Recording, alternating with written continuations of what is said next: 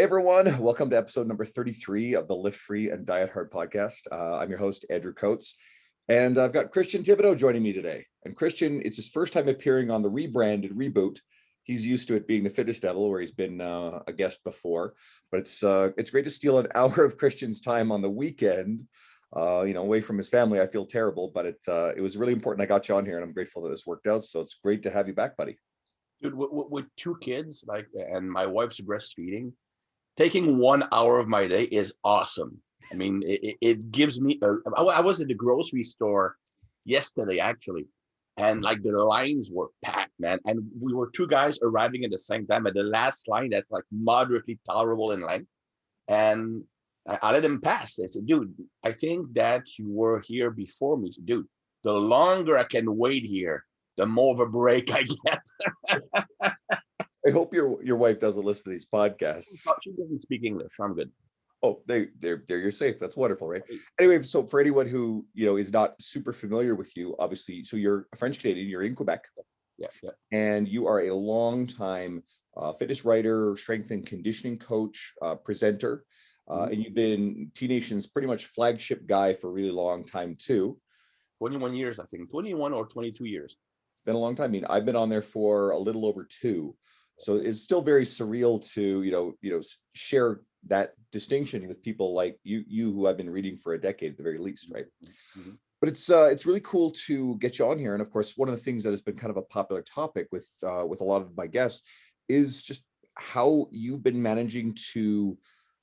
How did you adjust over the last year? The last 12 months has been very different. You've always had a presence online and an online business, both courses and coaching. But did the last year change anything for you? Create any directions? I'll just let you go with that. Well, first, I want to say that, and I'm going to sound like a real asshole, but for me, it's actually been not much of a change, at least from a personal standpoint. I've been socially distancing for 44 years. I'm an extremely antisocial person. I don't like humans in general, except those who love training. So that's like my one thing. But seriously though, I'm not someone who go out a lot. And if anything, because in Quebec we have massive restrictions, like we can't even have people at our house, actually gain, because now my in-laws don't visit anymore. So I'm good, man. It's been awesome. But seriously, I also have a pretty solid home gym, so my own training has not been affected. And the cool thing with that is, I'm getting older, and I used to be the big guy and strong guy whenever I would go. And of course, then I focused on golf, lost a bunch of size. Was health issue for a while, also lost some size. Now I'm regaining, but the cool thing is that I can get a head start over everybody else in Quebec, because the gyms have been closed for like a year. So I'm relatively speaking bigger than everybody else again, not because I'm getting bigger, because they're getting smaller. So psychologically it helps. From the business standpoint, the timing was actually not bad for me, because I had transitioned more from my role as a coach or trainer into more of an educational role. So I was already doing most of my business online. Most of my clients are also distance clients, online coaching. I think the biggest difference with me was the lack of seminars. I mean, a big part of my business was speaking in various countries. And of course, with a travel ban, and we can't travel and whatever. So that's a huge chunk of my business that went away. So we had to transition to online webinars. So of course it's not the same money, because nobody's going to pay $1,000 to hear you talk for 2 hours on Zoom. Otherwise you can sell those podcasts and be a millionaire. But still it allowed me to keep some money coming in and keep my name relevant, and also keep my presentation skills sharp. And I've been enjoying it. Anyway, with the birth of my second kid, I would have probably stopped seminars for about 6 months anyway. So I'm literally like the worst person to ask that question, because I didn't have to make many changes. And oddly enough, I noticed that even though gyms were closed in many countries, still are in some, my program sales didn't go down. In fact, they went up. So, I actually had to stop online coaching for a while, or stop taking new clients, because I couldn't handle the workload with the new kid. And I'm starting to open spots again in 3 weeks. So probably at the same time as this podcast goes on.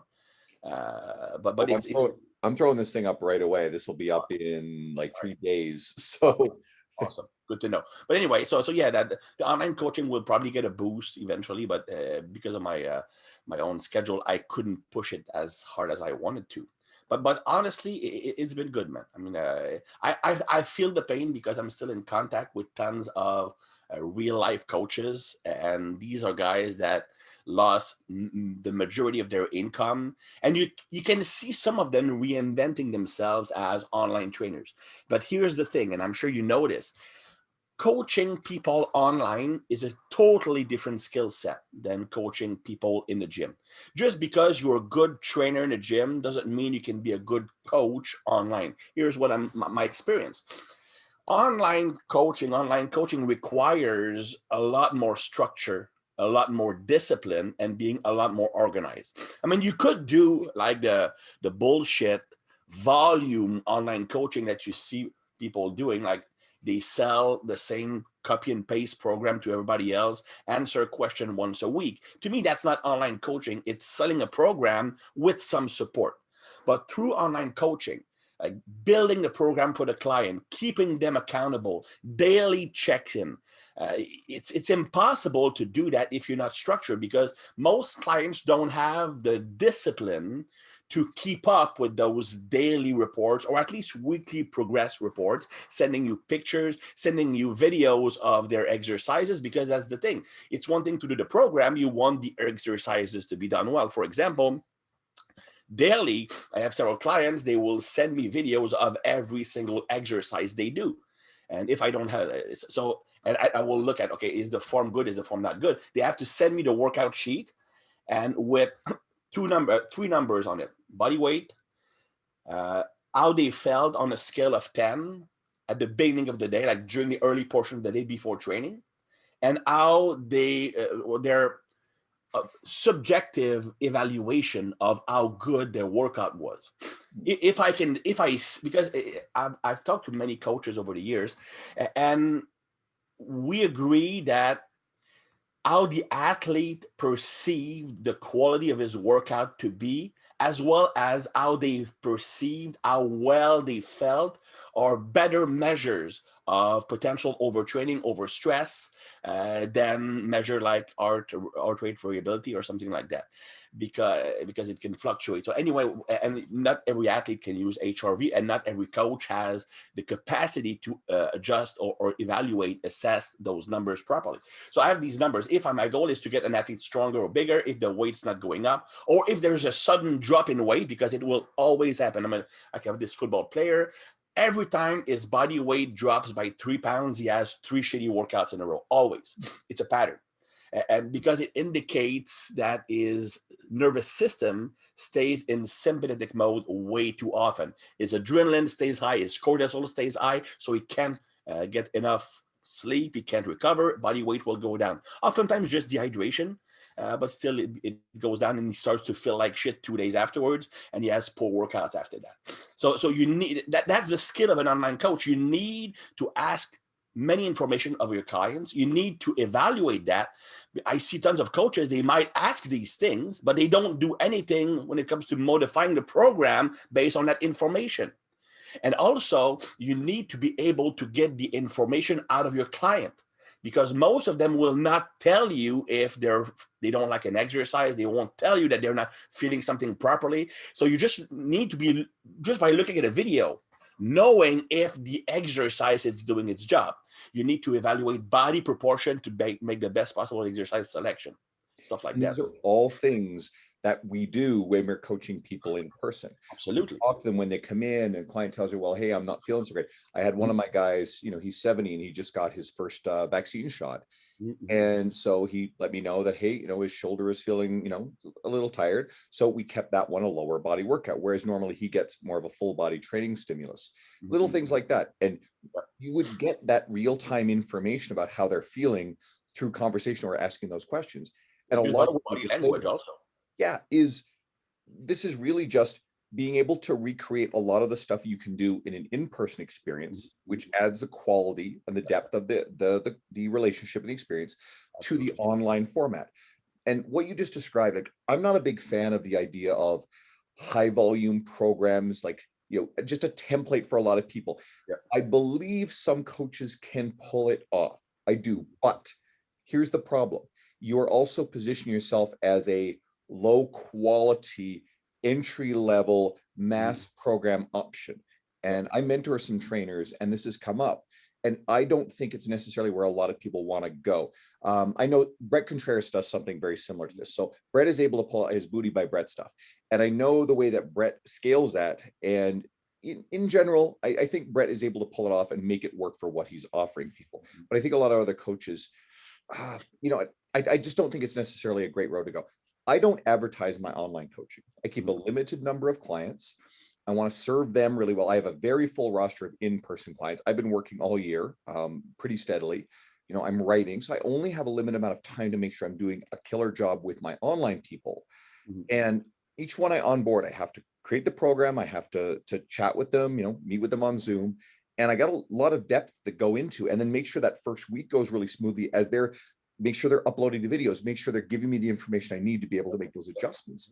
And you can't do that with 5 to 8 new people a week.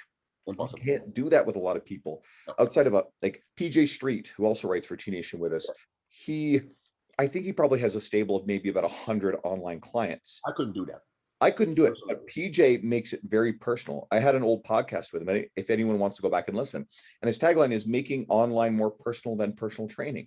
But he's working super full time. Absolutely. Forget this idea of like living on the beach in another country or all this sort of influencer crap. If you're going to be really successful as an online coach, you really do have to invest yourself very aggressively in each client relationship. It's not an excuse just to, here's the program, like you said, just giving a program and then a once a week check it. No, that's not how it works. From my experience, when you look at numbers, once you reach, I want to say 30, a 30 online client, it's a 40 hours a week job, roughly. I mean, if you do a good job, it's not like 40 hours straight, because it will, like, some days you might work 12 hours when you're planning all the workouts, the diet, stuff like that. But if you do it a proper job, 30, maybe some people work faster, up to 50 clients would be a full-time job. So if you want to achieve bigger numbers than that, you will work overtime. You will work a lot.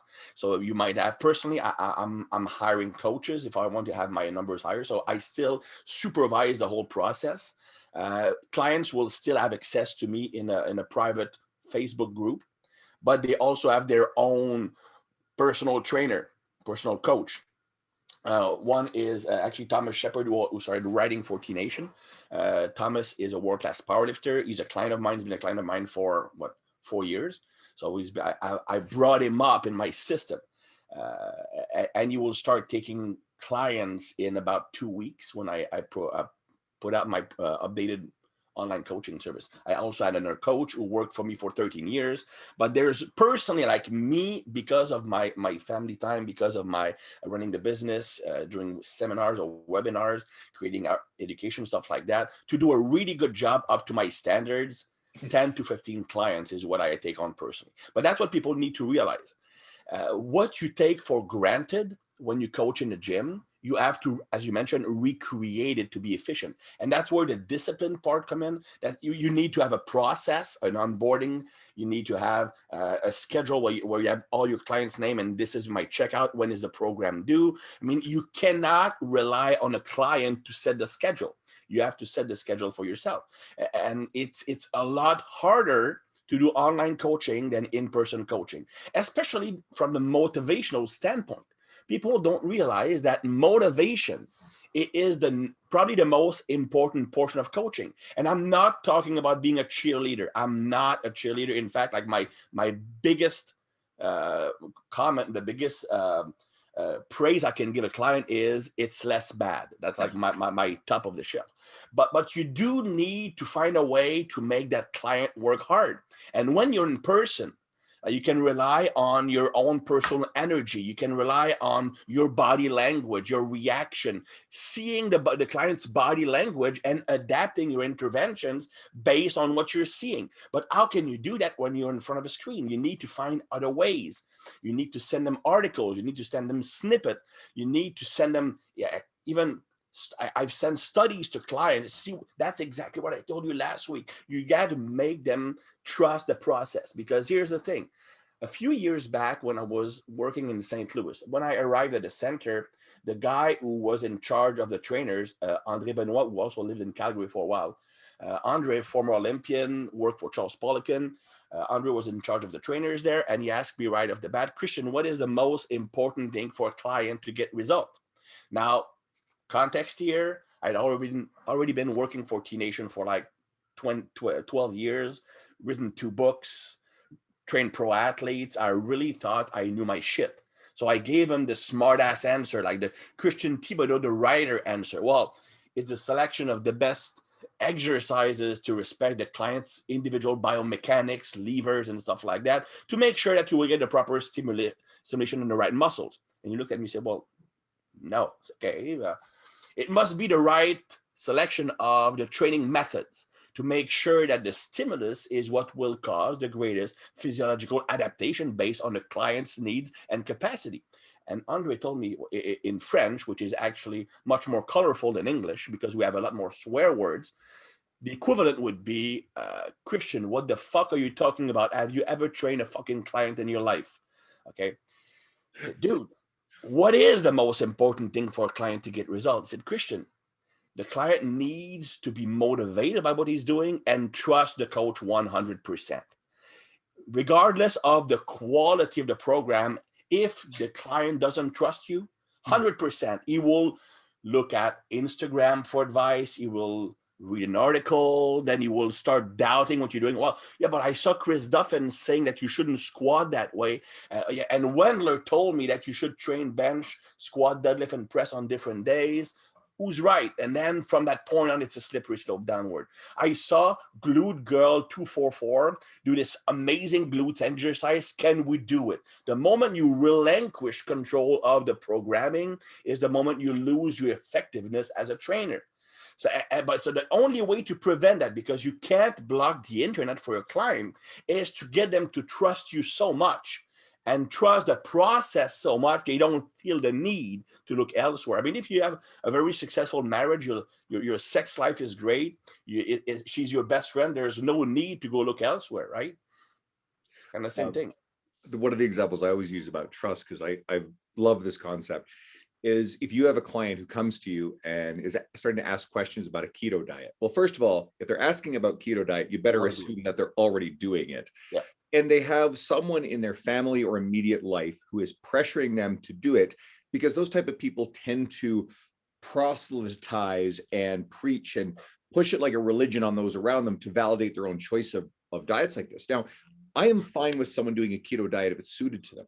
So you have 2 choices as a trainer. One, you can turn around and immediately say to your client, that's fucking stupid. Don't do keto. This is what's wrong with keto. Now, if the client's already doing keto, you've now broken trust with them. They feel stupid. The second answer is, okay, great. Awesome. Tell me more about what's going on. I'm going to support you through this. Here's a little bit of valuable information about keto. Once they're bought in and they trust you, you can then share with them, all right, these are some common myths about keto. This, like being in ketogenesis, this isn't what it's really about. It's still about calorie balance. Let's try it. Let's see how it works for you. And if and when it doesn't work out very well, you're there as part of the process to help get that client back on track, and they trust you to take them through the next phase of things. Absolutely. And regarding the keto, I mean, one point, I mean, that's going off base a bit. The thing with those extremist diets, like keto, vegan, stuff like that, it's that those who become preachers, as you mentioned, they really make the diet a part of their identity. And that's the problem, because once it's part of your identity, I mean, once you put keto on your Instagram profile, it's part of your identity, right? And when you quote unquote attack keto, that person, for that person, it's exactly the same as if you are attacking them as a person. You're attacking their identity. So they actually stop being rational completely. And that's the thing. You cannot convince someone whose opinion is based largely on emotions and on being part of their identity with facts. In fact, the better case you make, the better your arguments are, the more they are supported by facts, the more defensive they become, because you're actually like you're finding a cinch in their armor. So they become fight or flight mode, adrenaline spike, and they will fight you to death. You actually see that with social justice warriors just as well. I mean, they create an identity based on defending a cause, and they, for them, being quote unquote morally superior is part of their identity. And for example, let's take like a simple issue, okay? Transgender athletes, like trans women competing with women, okay? Even if you tell them all the facts that even once you're past, if you add your puberty as a male, you will have life lasting advantages. Even after you have testosterone suppression therapy, you will still have long-lasting advantages over natural-born women. And because of that, you will have an athletic advantage. That's undeniable. It's scientifically proven. I mean, skull, for example, skull thickness is much more important in male. It reduces the risk of concussion. You look at female soccer player, a much higher rate of concussions. Neck muscle, trap muscle, all the Absolutely, yeah. just absolutely. Wider body, larger body, more muscle mass even after testosterone suppression, higher ratio of fast twitch fibers. You also have bigger heart capacity, bigger possibility to transport oxygen, bigger lungs. You have the pelvic angle that gives you a more advantageous position to run, less stressful on the knees, less stressful on the ankles. So there is an undeniable advantage. You even have studies showing that women have a higher cortisol adrenaline response to training stress than men. Mm.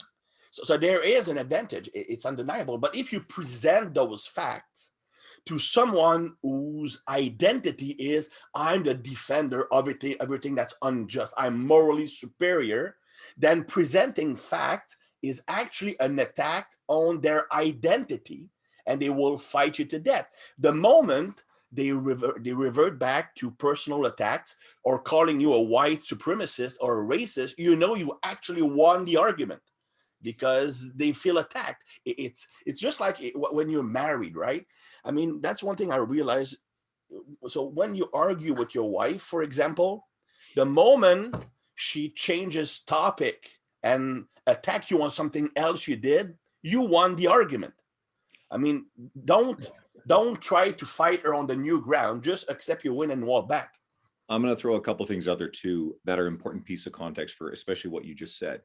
You are a very, very established coach in the industry. If anybody, plugs into your social media, whatever, they'll know kind of, your leanings, your ideological leanings, and you're not someone who's far right, alt right, but you're also very much not the far left. And I'm I try an to stay objective with person. yeah. I'm an objectivism. That's what I'm about.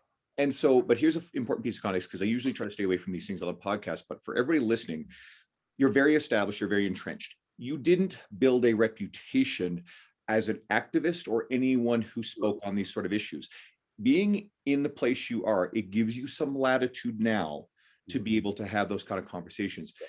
I think a very significant mistake a lot of emerging trainers make is to, on either end of these spectrums, make these issues part of their identity, because then the fitness consumer will see you as an activist. And I do not believe you can be an activist and a credible fitness professional at the same time.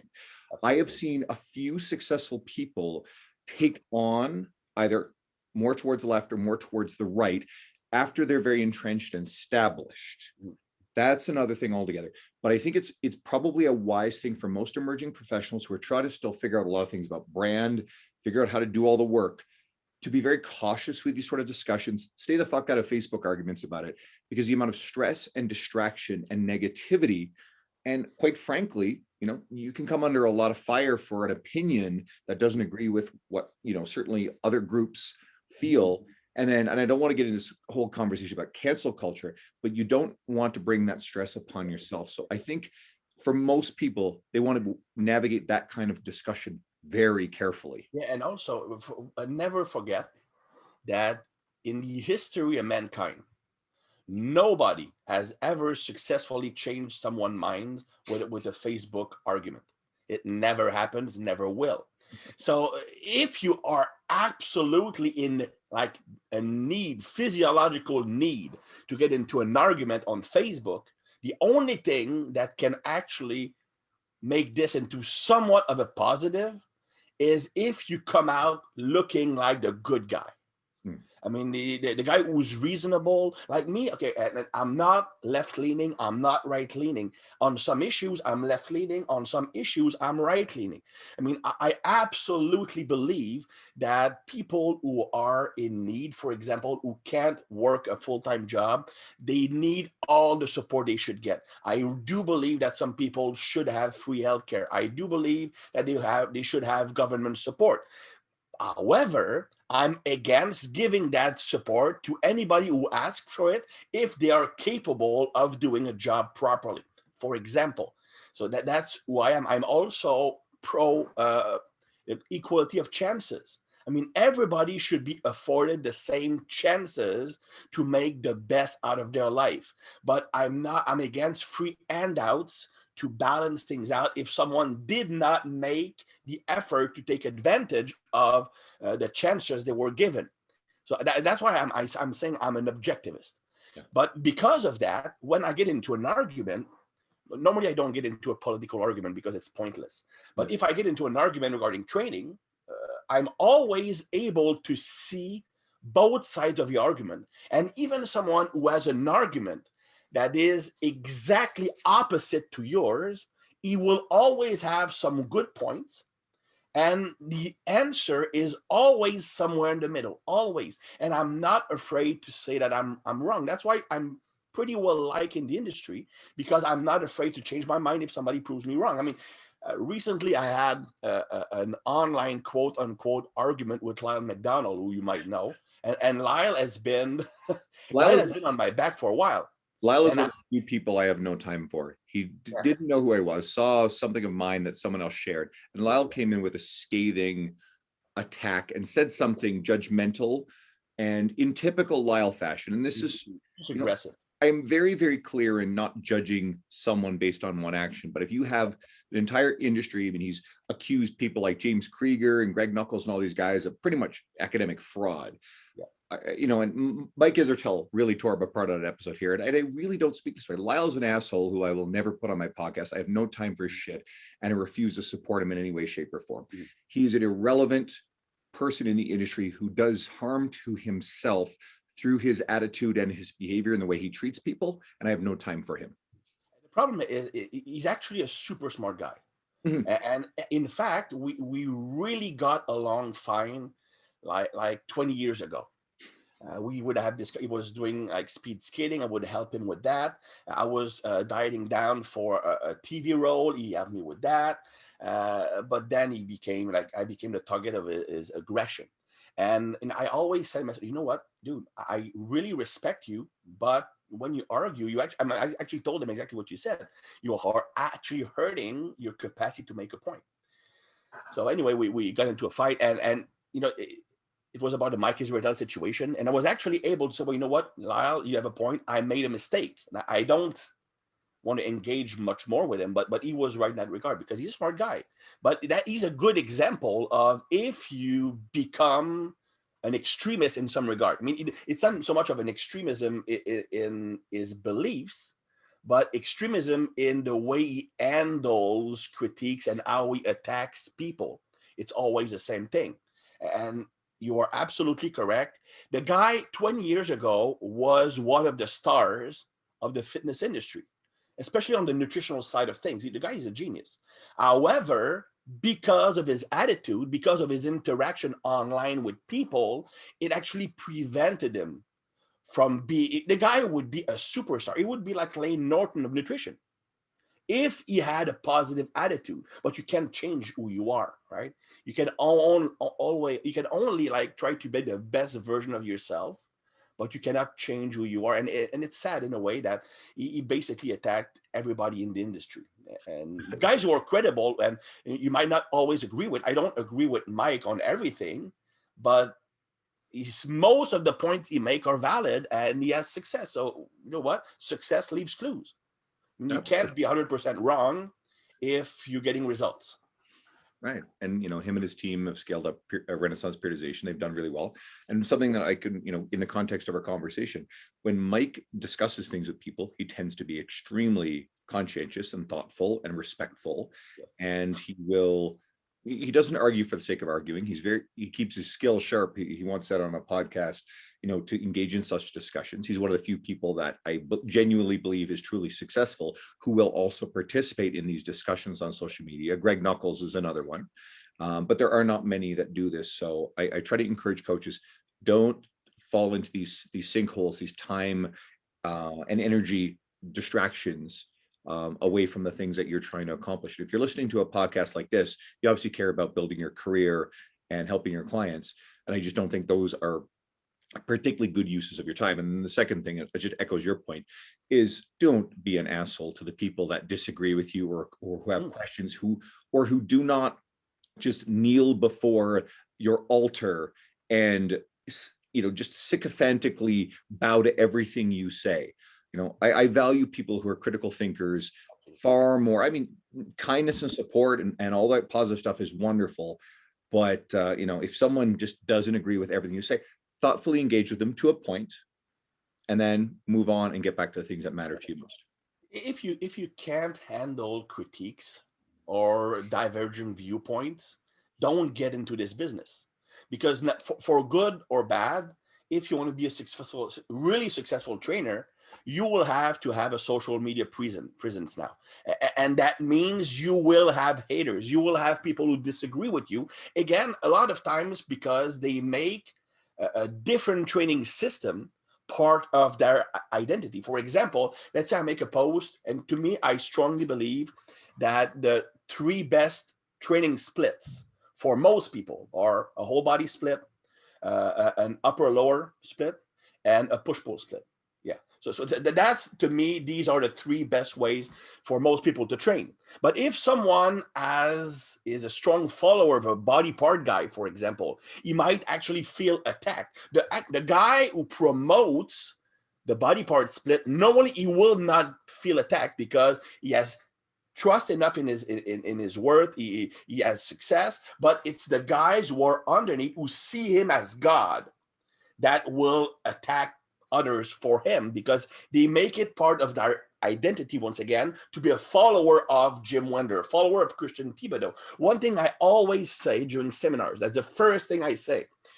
In the seminar, I will present you what I do. It's what I found to work with me, with the athlete I'm working with, my system. It's not the only way to do things. It might not even be the best way.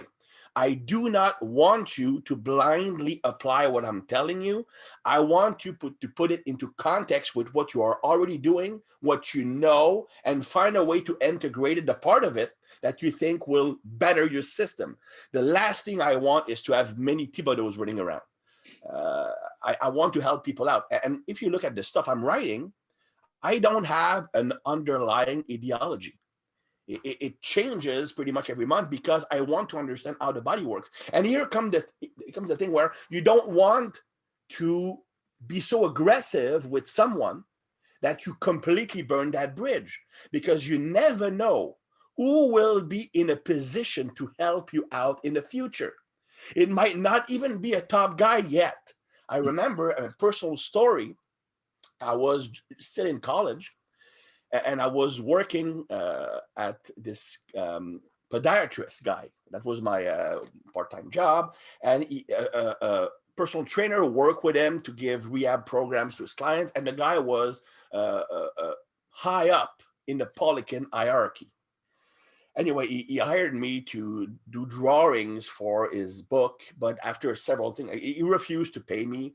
And I asked for the drawings back. He said, well, you will never do anything in this business. I will talk to Charles about you. I will ruin you. And you know what? A few years later, I'm in a Charles Poliquin seminars, and he obviously knows my name because he's looking at me like I'm the devil. But after the whole thing, we were best friends, or not best friends, but we were friends.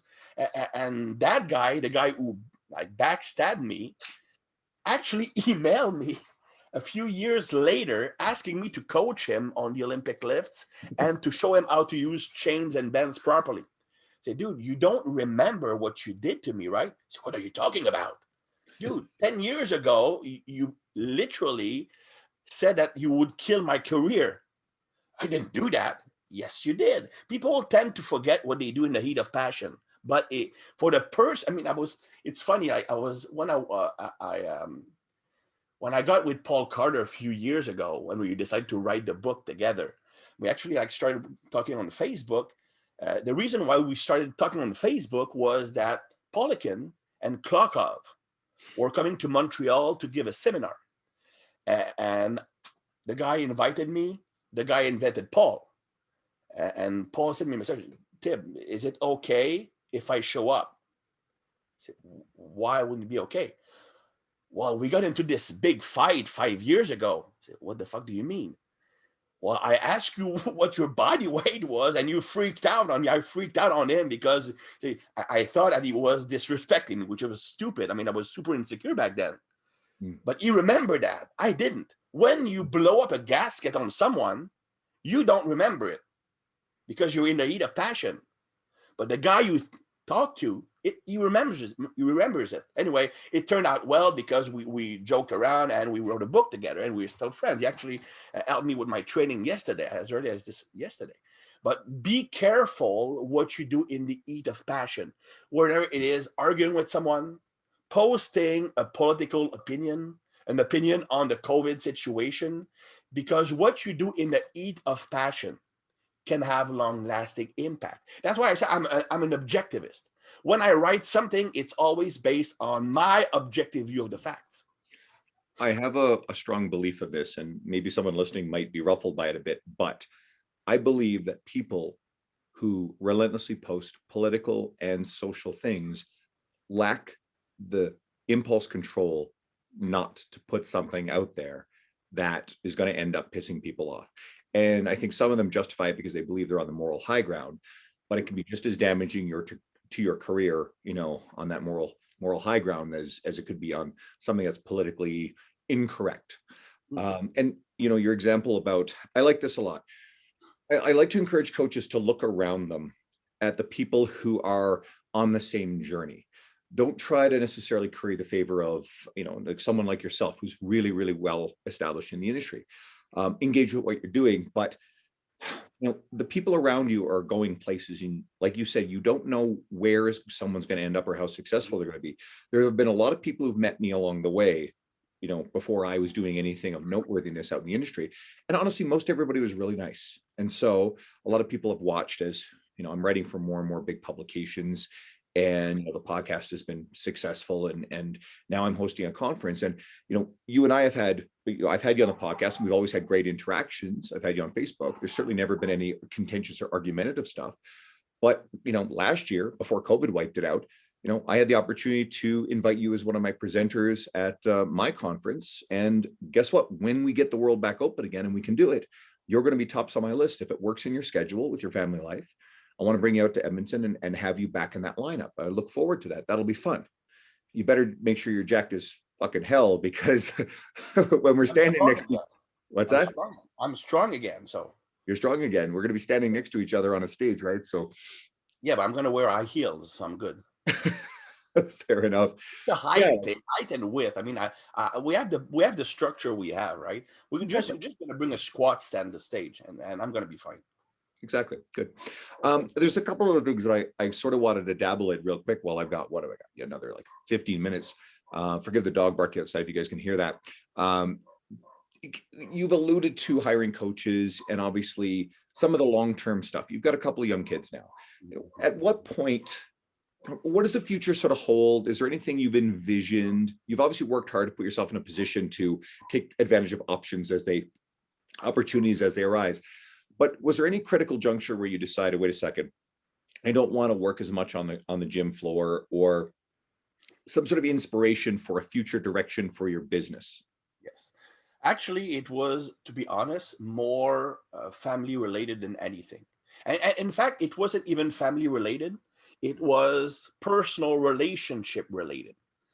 Uh, the way because of my own personality, I'm someone who has naturally low level of self-esteem, and it's genetic. I've always had low self-esteem, even growing up as a kid. Even though I was successful in sport, had plenty of success, had plenty of friends, smart in school, great parents, I was always self-conscious and had low self-esteem. That's why I actually became interested in training in the first place. And I always saw myself as weak, because I always, and that's why I don't really get into fights. I will always find a way to kind of agree with everybody. Okay. But, and I saw that as a great weakness, and it probably is, but it comes with my skill set of being able to modulate my behavior for the situation at hand. My greatest skill as a coach, the two greatest skills I had as a coach, was acting in a way to get the most of that client. And then with the next client, I would change my personality instinctively to give them what they need. And I think the best personal trainers are like that. The best strength coaches are not like that. The best strength coaches are, they are those alpha male who, like, I am who I am, and you just deal with it, like strong personality, like a Polican type guy. Whereas with personal trainers, you have to deal with so many different types of people that you cannot be supremely successful if you are that alpha male, like drill sergeant type, because not many people will actually respond well to that. Anyway, so that was my first skill set. The second skill set is I was great at reading body language and adapting the daily workout based on what I was seeing on my client. Of course, that's what makes online coaching more challenging to me, because I can't see that. So anyway, the thing is that changing your personality with every client that comes in comes at a cost. It drains you. It's essentially like you're an actor playing 10 different roles in one day. It's hard, man. And I would come home and I would be completely drained. And because of that, I was a total asshole to my wife. I had no energy for any social activities. My sex life was shit because I was too drained to want it. Nowadays, I want it too much, but that's a different story. So anyway, yeah, so it just drained me too much. I was super unhappy. I was good at my job, but being good at my job required for me to drain my life energy. Yeah, I figured I'd snap a selfie there. You also, I mean, you've alluded to very heavily, you're very introverted. I mean, people have this idea that introversion, extroversion is a static, very, like, what's the word I'm looking for? Dichotomous thing, when in fact, you can be different in different situations. Anyone listening to you here, you're quite gregarious when you get on this media. And you've also spoken before about the fact that you are on the autistic spectrum, right? And a lot of people would not even have guessed that, given, everything.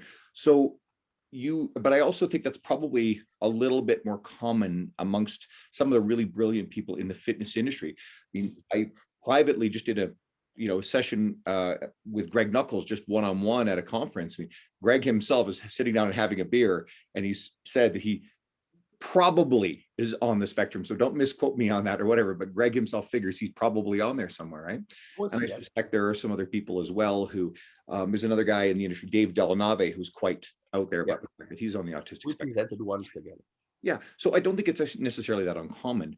And but either way, just to your point, you would be very drained by a lot of interaction. I would score very high on extroversion. Yes.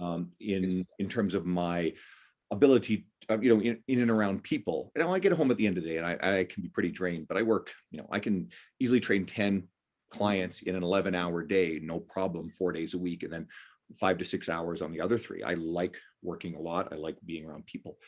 You also have to know who you are and what you can handle within your schedule, and then adjust your career to what you need. A lot of the people that I know in the industry, I mean, shit, the first year we pulled off the conference, I kind of realized that shit, all my partners in this conference, Dean Somerset being one of them, my friend Hannah Gray, and so on and so forth, and half of the speakers, if not more, Lee Boyce, Greg Nuckols, Lee Peel, Megan Calloway, all highly introverted personalities. So of course I end up being very much like me, like Lee Boyce. We yeah. are amazingly similar. It's funny because Totally. when we meet, it's basically like, well, we first of all, we look exactly the same, right? But no, we are extremely similar. The few times I met him, and that's why it's both fun and uncomfortable, because like you have all your own weaknesses reflected upon you. Yeah, I get to, Lee was part of our first one, right? And, got to hang out with him a lot. And Lee's great. We become very good friends. But yeah, he's a pretty introverted personality. And so, of course, I had to carry the load of being the person shaking hands and introducing people and just going around, interact with everyone and trying to like bring nervous participants over to shake Greg's hand or Lee's hand and introduce them all and just break the ice for them all. And at the end of the weekend, I crashed. I actually was good all weekend. And I all of a sudden noticed on Sunday at 6 o'clock, I'm like, I don't feel so well. So I went home and I had a really bad, I don't know if I got a flu or something or a cold, but I was pretty wiped out for a few days, to say the least, back in late 2019. But off track on that one. So the future, anything else interesting that the future holds for you in your career direction? Something that you're trying to establish? Well, I'm really hopeful to have seminars running again, because even though I'm not comfortable being around people for a long time, there's nothing better for me than giving a seminar. And I have my theory about that. I mean, people ask me, well, how can you be introverted and have social anxiety and be great in front of a crowd? Well, it's pretty simple. I understood why I had social anxiety. And for me, social anxiety comes from two things. First, of course, low self-esteem, but it's more that that low self-esteem means that I need to feel the approval of others to feel comfortable. If I'm in a crowd, like we're all trainers, I'll be super social because I know these people knew who I am and they kind of respect me. So I'm comfortable. Okay. But if I go to a family reunion, for example, and there are 60 people, the day before, I will freak out because no, there are 60 different people. What personality do I need to use to be comfortable in that situation? So what always happens with me in a family situation, family reunion situation, I will always find one person and I will like follow that person around for the whole thing, because I don't have to change my personality. What creates anxiety for me is not so much the situation itself, it's the fact that I might need to constantly change my personality and I might get it wrong. Now, when you're presenting in front of a crowd, you only have one person. A crowd is a person. You don't get the feeling that it's 300 different personalities. You're speaking to an audience, not to 300 people. And I'm really comfortable with that. I need adrenaline to function. I'm optimized when I have high adrenaline. I think there's something else for everybody listening to take away from this too. You're an extremely established and well-known personality in our industry, well-respected one. And I think virtually everyone here probably knows a lot about who you are. And yet this is how you can still feel in social environments when meeting people. So how many people listening, and I want you to message me if this is your experience, imagine going to a conference and maybe a few people, you would feel nervous going up and saying hello to speakers and presenters who are people you've been following and reading on social media for a very long time. And if Christian Thibaudeau can say that that's how you feel, maybe everybody else isn't so unique or alone in that. And maybe the most important thing you could possibly do would be to take a chance, and again, the person sitting next to you who might be in a very similar place in their career, get to know that person, talk to that person. My first fitness conference ever, 2017, Kansas City Fitness Summit. I met most of the attendees there. Got a lot of them on Facebook as friends. A lot of them have done very, very well. A lot of them are still people I interact with 4 years later. And those connections have done wonderful things for my career. And those people have seen all the things that I've done. There's a lot of value in those relationships and those networks. There are people in our industry who shit all over the use language like the circle jerk of the fitness industry. But I mean, I get what you're saying, because at the end of the day, the end client is still the most important person. But the relationships you have within the industry can be very valuable. It can be great for your continuing education. It can create really cool career opportunities. You know, I'm writing for all these cool publications that have these interesting relationships with companies that either I can talk about, like, you know, doing affiliate work with the Online Trainer Academy, Jonathan Goodman's program. You know, I know Jonathan really well, or things that I can't talk about. I'm literally signed an NDA that I can't discuss projects that I'm working on, and it'll all be revealed eventually. And that shit's really fun, in large part due to going to these kind of events and not just, you know, treating the person next to me like a real person and getting to know them, but also treating the presenters like a real person, interacting, getting to know them. It opens a lot of doors and opportunity for you. And one thing that you mentioned, and I really believe that a lot of the presenters are actually like me. I mean, we are the two archetypes when it comes to presentation. You are the guy with tons of positive energy, the guy that people want to flock around naturally. And the reason is simple, is that people like me, we feed off guys like you. Because basically, okay, people will easily change their personality when they're around someone with a lot of positive energy. They will mimic subconsciously that person. So and we feel good about it. That's why when it comes to women, I'm always attracted by strong women. Like my wife is a strong woman. That's why we get into argument a lot. But that's why I was attracted to her, because it potentiates me. But when you knew that, so that's one thing. I'm the opposite. I'm more of the quiet type. And because of that, I will, before a seminar, for example, I will be alone in the corner and I'm not talking to anybody. You'll probably engage with people. Now, it's funny. I remember I was giving a seminar and a guy came up to me before like a 12-hour seminar, like a full-on presentation. And honest to God, I could barely utter 2 words. I mean, it sounded like I couldn't speak English at all. But I'm like that in French too. I can just like put myself in his brain. Dude, I will have to listen to that guy for 12 fucking hours. But once adrenaline gets on, I change completely. But the point is that oftentimes people will look at a guy like me and think that I'm not approachable because I have a closed face. I don't act in a way that I want to engage with someone, and they think that I'm just an asshole. I'm just introverted. But guys like me, the introverted guys, once you get them on your side, they will do everything for you because you make them feel good about themselves. And here's a secret. Every single human being on the planet is self-centered. There's no such thing as a truly altruistic guy. We are, but that doesn't mean that everybody will act in a way or in an egocentric way. We basically act in a way to give our brain what it needs to be happy. Okay. Me, what I need to be happy is to be respected and liked.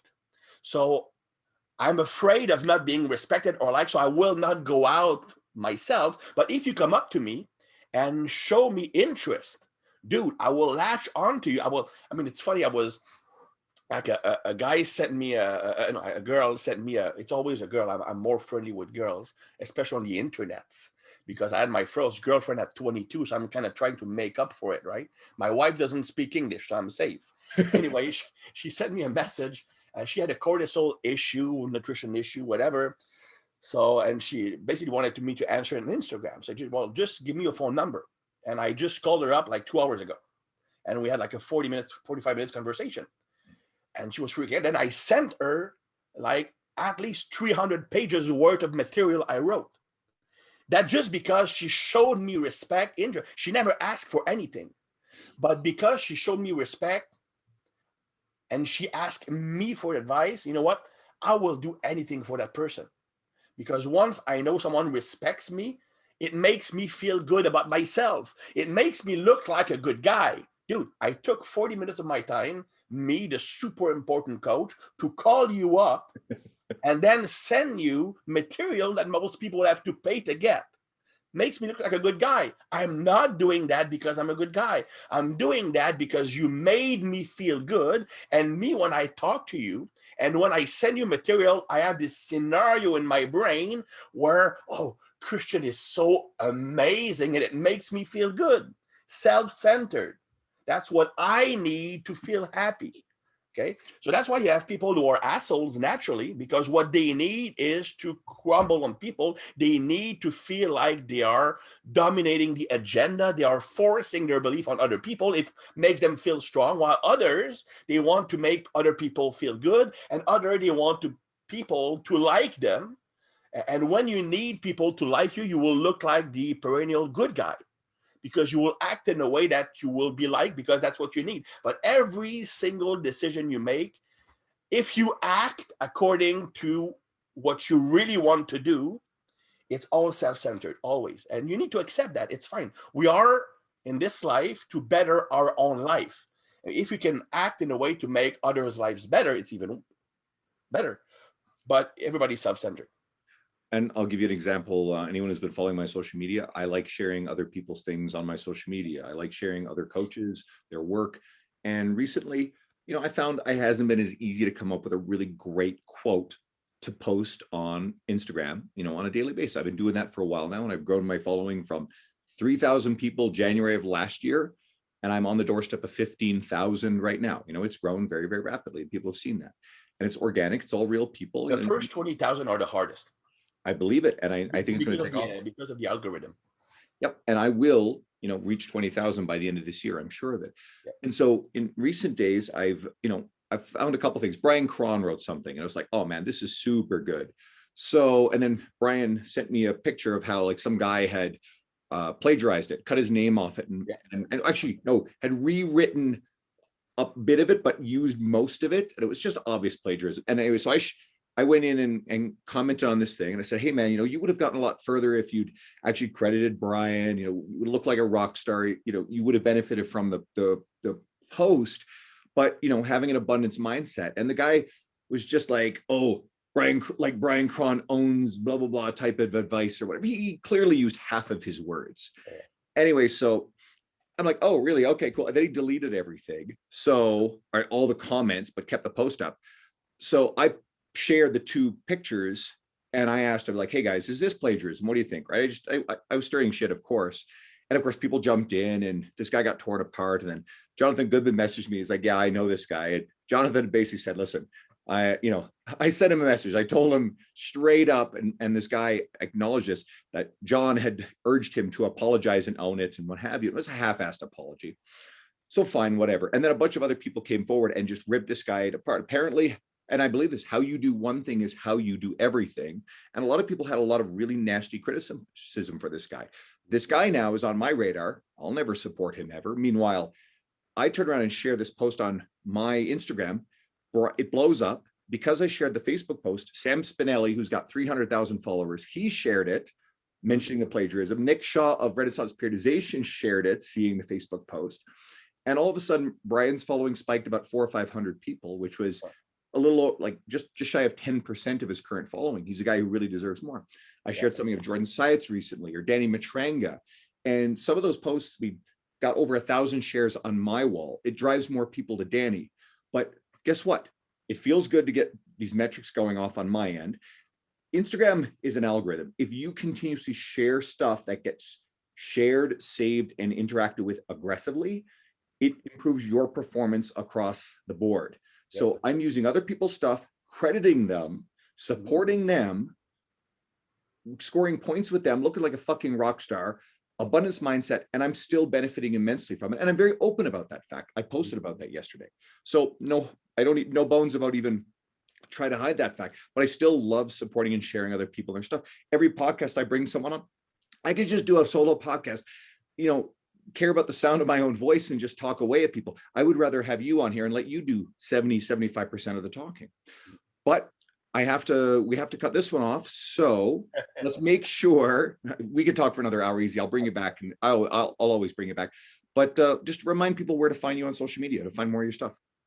Well, it's just basically the word is Tib Army. So on Instagram, on Facebook.